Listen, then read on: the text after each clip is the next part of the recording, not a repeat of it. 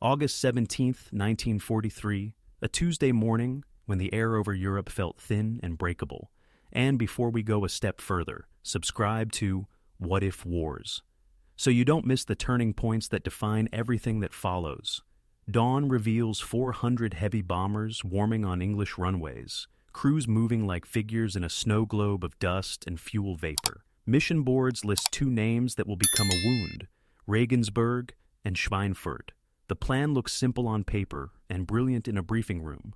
One wing of B-17 flying fortresses will strike Regensburg, where Messerschmitt builds the Bf-109, the short, sharp knife of Germany's fighter force. Then those bombers won't come home at all. They'll push on, south and east, leap the Alps, and land in North Africa. The other wing will hit Schweinfurt, the city of ball bearings, the tiny steel hearts inside every moving part. Split the targets, split the defenders, slam two fists at once. Records from the National Museum of the U.S. Air Force describe it as a calculated gamble. If both blows land together, the Luftwaffe has to choose, and whatever it chooses, something breaks. But nature has a vote. Weather hangs low, patient, unbothered by our clocks. Assembly takes longer. Contrails smear into a single white river. The launch times drift. The two fists no longer rise in the same second.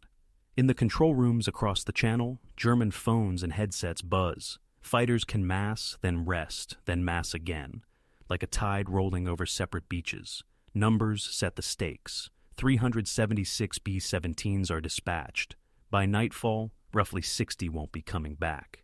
U.S. 8th Air Force mission tallies confirm the day's cost in lost aircraft. And more than the medal, it's the crews, 10 men per fortress, that turn arithmetic into grief. Many bombers will log hours beyond escort range, outside the protective circle of friendly fighters. That phrase sounds tidy. It isn't. It means time spent in a sky where every approach vector can hold an enemy. The reason is straightforward and brutal. The range gap. P-47. Thunderbolts and Spitfires can fight, and fight well, but not far enough into Germany to ride shotgun all the way in and back. Escort handoffs near Eupen and Antwerp draw an invisible line in the air. Past it, the bombers are alone. Air Force historical studies call this corridor many things. Crews called it other names they didn't repeat in letters home. Even with that gap, the idea of Regensburg-Schweinfurt still feels right to those who believe in pressure, in momentum, in daylight precision. Hit the fighter factory, hit the bearings, keep the sky and the machines that use it under stress. But the timing drift changes the geometry. The Regensburg stream edges out first through belts of flak, pointing at Bavaria, while the Schweinfurt force lags and climbs, nursing oxygen systems, closing formation, checking drift meters and compasses. Contemporary Luftwaffe logs will later show how German groups rotate in relays, refuel, rearm, and return to the lane where the fortresses will have to pass. On the American side, men click chin straps. They warm gums on oxygen. The combat box, that tight layered formation, locks into place, held by discipline and trust. Gunners test the traverse on their turrets. The radio room is a nest of code words and call signs, and the kind of gallows humor that keeps your hands from shaking. Inside the nose, a bombardier checks his sight picture against the map, foldouts and the corrections penciled at 2 a.m., by a navigator who hasn't stopped tracing lines since midnight. The briefers promised a coup de main, a two-spine strike that would make the German fighter arm choose. But this morning, somewhere over Belgium, the first escort group reaches its line. They have fuel to get home, and only just. The pilots give waggle signals along the bomber columns, small banking nods that say, "We've come as far as we can." In the top turrets and waist windows, men watch the silver dots turn, then fade into the west, leaving only contrails thinning in sunlight. Beyond escort range stops being a phrase and becomes a feeling in the throat. Back in England, operations boards track the creeping minute hand. Over Germany, sirens claw at factory roofs. At Regensburg, Messerschmitt's lines are already thinking about dispersal, about how much production you can hide and how fast you can move a jig when the bombs begin to walk. At Schweinfurt, black puffs of flak will stack like a forest over smokestacks and river bends. Somewhere between them, in the air that looks empty until it isn't, German fighters are climbing, noses pointed at the sun to slash down through the formations. the way a blade finds the seam in armor. The men in the B-17s know the routine. Head-on attacks will come first, because that's where the defensive arcs are narrowest, then crossers, then tail chases. Some historians argue about the exact count of enemy aircraft engaged on this day. The tension isn't about whether it was heavy, only about how to measure chaos. What no one disagrees on is this: when the escorts peel away, time slows, and the universe shrinks to altitude, airspeed, manifold pressure, and the next speck growing in the windscreen. The first wingtip flashes. A formation leader squeezes his mic and says the words no one forgets. The invisible line has been crossed, and the escorts have gone. In the silence that follows, the bombers hold their course, and the men settle into the work of staying alive. Ahead lies Regensburg. Off the other hand, Schweinfurt. Between them, a corridor that has swallowed planes before, and will again. The pilot levels the ship.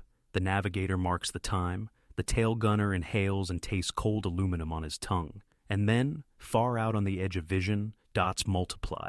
They seem to hover. They don't.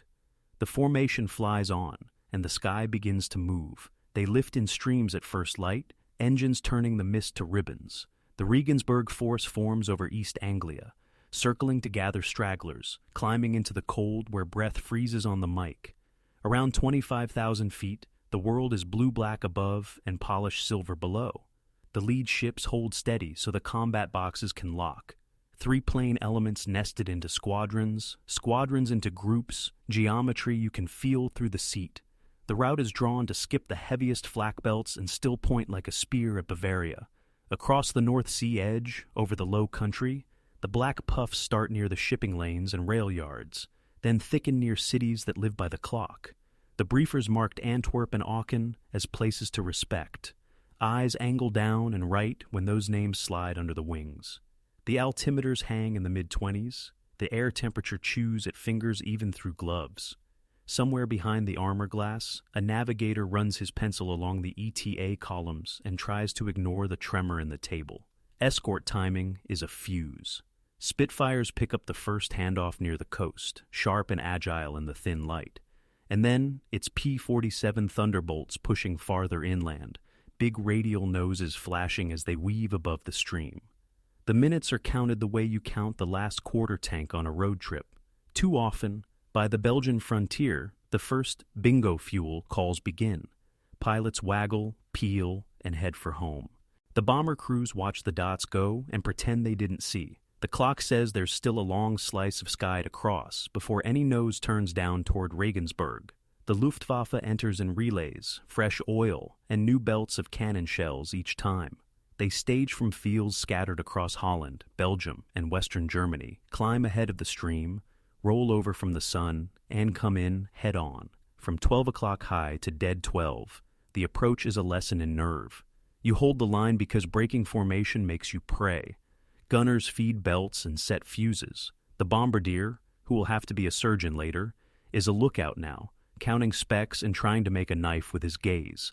The combat box is supposed to be the answer, interlocking arcs of fire that make a moving fortress out of many fortresses.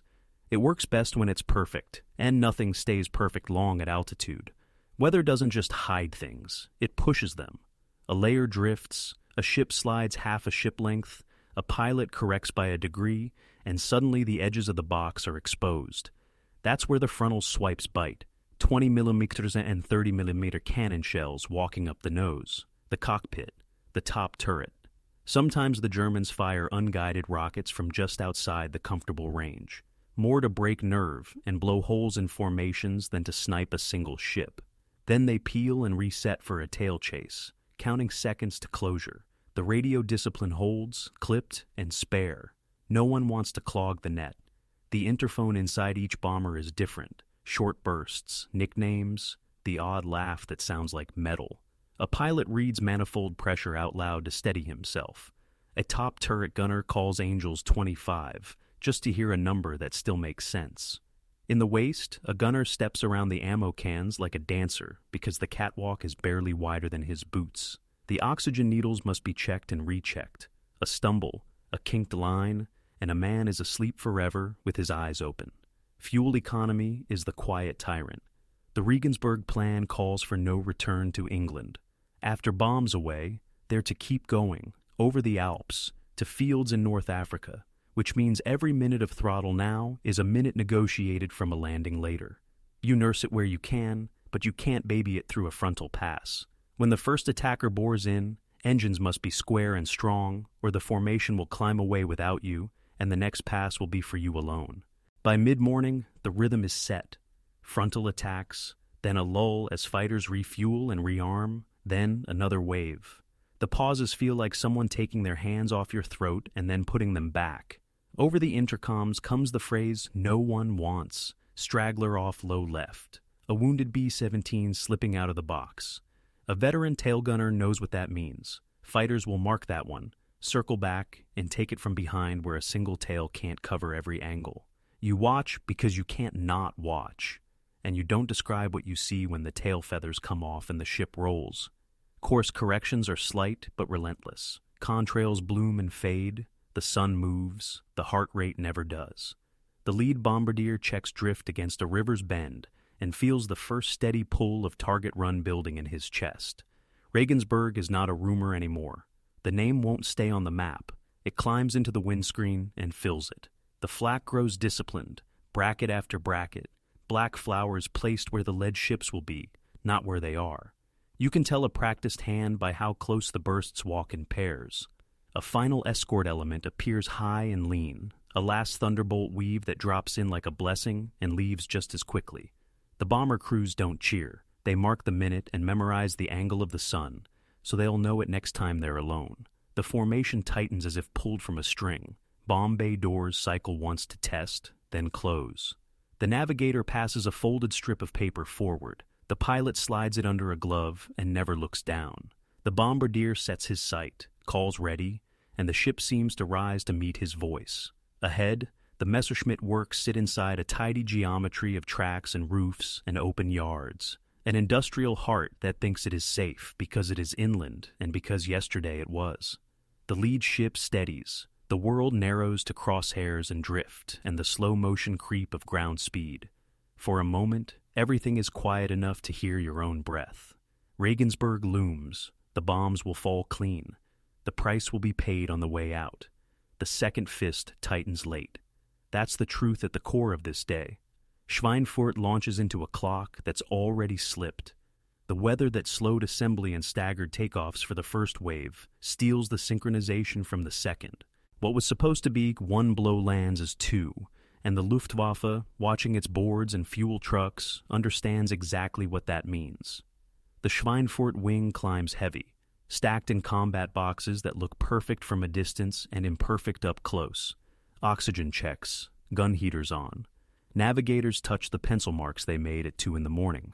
Over the Low Countries the escorts waggle, tip their wings, and turn for home near the Eupen-Antwerp line. Then the bombers are alone on the long, bright conveyor belt into central Germany. A few minutes later, the first specks appear head-on, so small you could mistake them for dust on the glass, until they grow, flash, and split your field of view. The approach pattern for the day is textbook and merciless. Frontal passes at closure speeds that leave you a heartbeat to fire, peel-offs into quartering attacks from high 1 and high 11, then resets from the sun. Between waves, black blossoms of flak plant themselves ahead of the lead box, not where you are, but where you'll be. Bracketing that walks inward until it feels personal. Inside the radio room, a half-second of quiet is long enough to hear fragments skip across the floor like coins.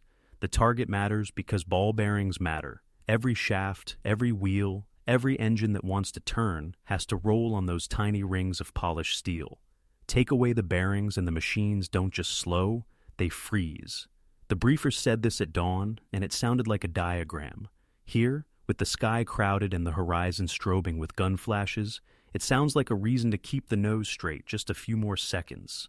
On the bomb run, the world narrows to two things: the sight picture and the voice of the bombardier. Steady, left 2, steady, doors. The smoke and industrial haze rising from earlier hits blurs edges and hides aim points. Wind shear nudges the nose. A navigator reads drift to a man who already knows it in his bones. The lead ship holds exactly as long as the math requires and 1 beat longer, because that is how you get a pattern instead of a scatter. Then, toggles, release. the sudden lightness of a bomber that has let go of its load. Over Schweinfurt, the flak learns your shape. The bursts flatten into a roof. The first damaged aircraft slides a half-plane low and right, a straggler trying to pretend he isn't. Fighters see it the way hawks see a rabbit break from cover. A top turret calls them in, 3-12 high, closing fast, and the nose guns stitch a line that wanders as fear wanders. A waist gunner works the window with both feet wide for balance and both hands remembering the drill. Brass piles. The smell is hot metal and cordite, and a little hint of burned paint.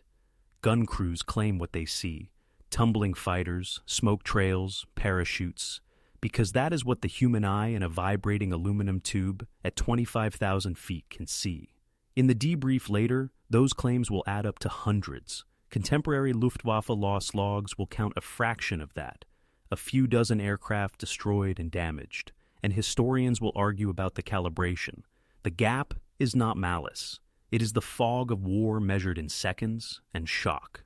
What never gets argued is the cost on the bomber side, because those numbers are tallied on empty bunks. The return leg is where the geometry of the day does its damage. The Luftwaffe can refuel, rearm, and return in waves because the Regensburg stream has already passed. There is capacity now to focus on the Schweinfurt force. A ship with 2 engines on the same wing, coughing black, will not hold the box. A tail gunner, hands numb in his gloves, calls, "Fire in the nacelle," and then the world tilts. A ball turret gunner, curled inside his sphere, tracks tracers that never quite line up with his nerves. A radio operator tapes a man's mask back to his face and never mentions it again. By the mission tallies the U.S. 8th Air Force will post that night. Around 3 dozen B-17s from the Schweinfurt attack are lost outright, many more heavily damaged. Some make it back to England on 2 engines, some fall into captivity along with their crews. Some are seen last as black dots against the sun and then not seen at all. In total, for the day across both targets, roughly 60 fortresses will not return. That means hundreds of airmen killed, missing, or captured, numbers that turn steel statistics into human math. The Regensburg continuation, the bombers ordered to press on to North Africa, succeeds at a cost. Several limp into Mediterranean fields with holes you can see through and diversions that tell their own story of fuel and luck. The Schweinfurt force, committed to getting home, pays the price where the escort gap is longest. What the crew remembers is not the count, but the sensory film that never quite fades, the way frost crawled back over the bombardier's glass after the bombs were gone, the way a flak shard the size of a thumbnail rang like a bell against the armor and then lay there, innocent as a button, the way the interphone went quiet after someone said a man's name twice and then stopped saying it. A pilot notes that the ship flies better after the load is gone and hates himself for noticing it. They press west, one formation thinned into a handful of survivors, each watching the other the way climbers watch the next handhold. On the coast, the sky cleans. The water looks like relief. The first friendly fighters of the day's last leg arrive too late to change anything, and exactly on time to mean everything. Airfields in England wait with flares and ambulances and men with clipboards who will ask for serial numbers and crew lists in voices that try to be gentle. Back along the return path, parachutes sink into fields and towns, and people look up and wonder at small white flowers falling from a hard blue sky. In the briefing huts on the home fields, empty chairs hold their shape. The claims will be written, the losses will be chalked. The debate about what exactly happened will start before the oil has cooled and continue for decades. But tonight, every clock on every wall tells the same story. England waits for planes that will never touch down. Night falls, and the numbers don't budge. Boards in operations huts carry cereals that won't be rubbed out, and the chalk dust clings to fingertips long after the lights go off. Records from the U.S. 8th Air Force say what everyone already knows in their bones. Today costs too much to keep doing it the same way. Crews pass each other in the dark and don't make eye contact. Superstition more than grief. Somewhere a chaplain writes letters faster than he can fold them. Somewhere a crew chief sits on an empty wheel chock and stares through the fuselage of a plane that came back full of holes, but somehow whole. The lesson surfaces first as a murmur and then as policy. Daylight deep strikes without deep escort are not courage. They're wishful thinking measured in funerals. Air Force historical studies will later call it an inflection point. Men at the top call home for airplanes that can stay, fighters that don't peel away at Eupen or Antwerp, but ride shotgun across the spine of Germany and back. If today is a hinge, what swings on it is the P-51 and a new religion, range. Inside staff rooms that smell like coal stoves and wet wool, the debates cut clean lines through the smoke. Some want to throttle back the deep raids until the fighters catch up. Others argue the offensive cannot pause, not when factories breathe in steel at dawn and exhale airplanes at dusk. Telegrams crackle between ETO headquarters and Washington, names that will end up in footnotes, pace, and put fingers on maps. The question is not whether to press, it's how to press without throwing away men. The answer keeps circling toward the same two words: drop tanks. Those tanks, paper ferry tanks, and metal cans in 75 into 108-gallon sizes, sound trivial until you do the ground math. A P-47 with a belly tank and wing tanks can step deeper, weave longer, and still fight on the way out. A P-51, leaner and thirstier for air than fuel, turns those same gallons into a corridor of protection that doesn't end where the bomb run begins. Mechanics who have never liked external tanks, leaks, drag, quirks, start to like them when they watch a fighter taxi, in behind a bomber with a feathered prop, and a pilot who can't lift his left arm. The solution isn't pretty. It works. While staff officers argue schedules and fits, the crews draw their own conclusions. Waist gunners who lived through the Regensburg Schweinfurt day don't say escort gap anymore. They say names.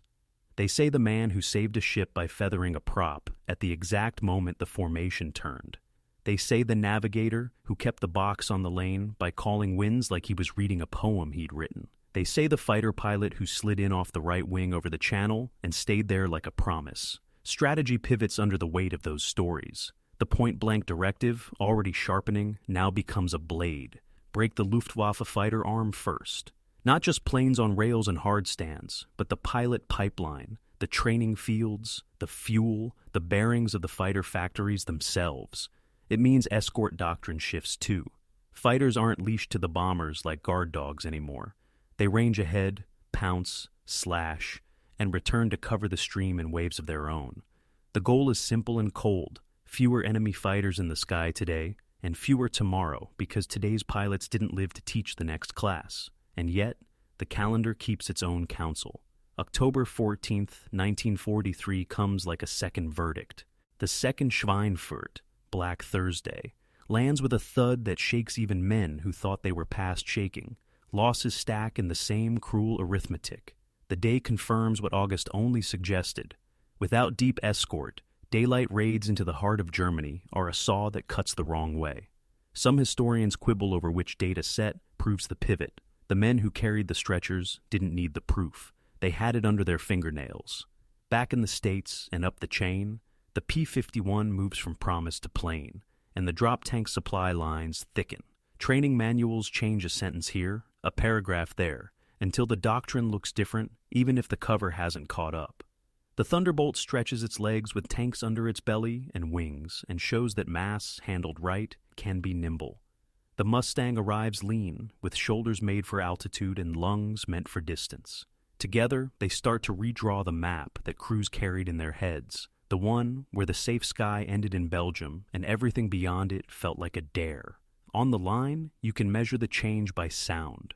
It is the sound of fighters still overhead when the bombers turn for home. It is the sound of radios carrying American voices farther east than anyone heard them last month. It is the sound of briefers saying, "escort all the way in," and meaning it. The bombers keep flying. That is their job. But now they fly inside a new idea. That courage is not just holding course under fire, it is also building the machine that makes holding course survivable.